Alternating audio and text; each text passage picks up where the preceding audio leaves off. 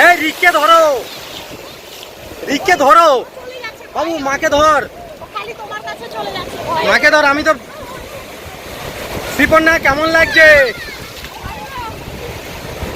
বিক্রম? বেশি দূর যাস না, মানে ঢেউ আসছে।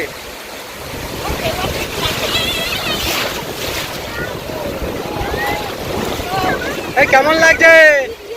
এই ভালো লাগছে। আমরা এখন সমুদ্র সৈকতে ভালোই লাগলো স্নান করতে। আসছে একটু আগে তো আবির পড়েই গেছিল ওখান থেকে নামার সময়। আপনারা কেউ এখান থেকে নামতেন না কেন? নামলেন।